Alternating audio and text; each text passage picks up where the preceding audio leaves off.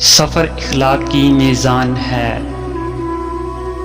برا اخلاق جہالت کا نتیجہ ہوتا ہے۔ بد اخلاق بہت زیادہ طیش میں رہتا ہے اور اس کے پاس راحت کا وجود نہیں ہوتا۔ بد اخلاق دو عذابوں میں سے ایک عذاب ہے۔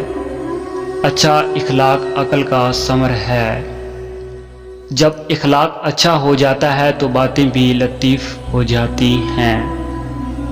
خوش اخلاقی کے ذریعے رزق میں اضافہ ہوتا ہے۔ اچھا اخلاق کریم النصب ہونے کی دلیل ہے۔ اچھا اخلاق دین کا بہترین حصہ ہے۔ حسن اخلاق روزی کو زیادہ کرتا ہے اور دوستوں میں باہمی میل ملاپ اور انس پیدا کر دیتا ہے۔ حسن اخلاق اور زیور صدق سے آرائش ایمان کا سرمایہ ہے۔ ہر مرض کا علاج ہے سوائے بد اخلاقی کے۔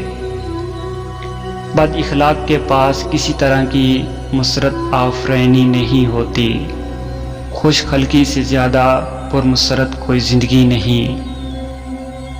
جس کا اخلاق اچھا ہو جاتا ہے اس کی بات چیت کا انداز اور لوگوں سے میل جول اچھا ہو جاتا ہے۔ بد اخلاق خود ہی کو اذیت میں مبتلا کرتا ہے۔ جس کا اخلاق خراب ہو گیا اس کا رزق بھی تنگ ہو گیا۔ بہترین خصلت خوش خلقی ہے۔ دلکش اخلاق والا بہترین ایمان والا ہے۔